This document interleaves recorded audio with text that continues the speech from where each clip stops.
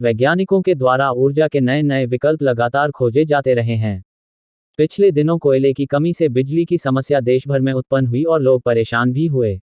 उधर वैज्ञानिकों के खोज का परिणाम है कि अब लोगों के घरों पर बिजली का उत्पादन हो रहा है और वहां से सरकार के ग्रिड में इसकी आपूर्ति हो रही है। यह एक बेहतर विकल्प बिजली का सामने आया है, इसे विकल्प के रूप में बढ़ाने का प्रयास किया जा रहा है। दरअसल यह पूरा मामला सोलर सिस्टम से जुड़ा हुआ है। सोलर सिस्टम में ऑन ग्रिड सोलर सिस्टम लगाने के बाद उससे उत्पन्न अतिरिक्त बिजली ऑटोमेटिक रूप से पावर ग्रिड को चली जाती है। जानकार बताते हैं कि आप अपने घर की छत पर 5 केवी का ऑन ग्रिड सोलर सिस्टम लगाते हैं तो यदि आप 2 केवी का उपयोग करते हैं तब 3 केवी बिजली स्वतः बिजली विभाग को चली जाती है। ऑन ग्रिड पावर सिस्टम के तहत शेखपुरा जिले के कई सरकारी और गैर सरकारी छतों पर पावर सिस्टम लगाया गया है। इन सोलर सिस्टम की वजह से घरों और सरकारी संस्थानों का बिजली बिल माइनस में आता है।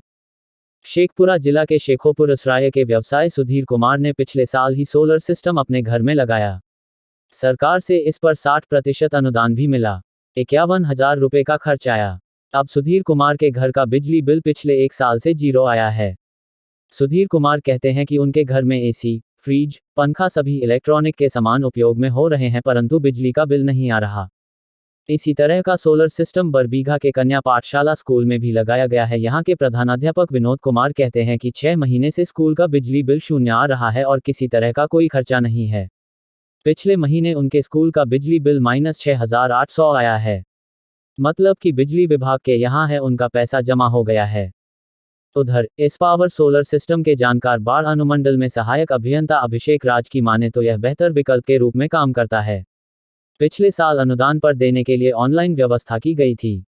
अभी ऑनलाइन की व्यवस्था बंद है। इसमें 40% से लेकर 70% तक अनुदान दिया जाता है।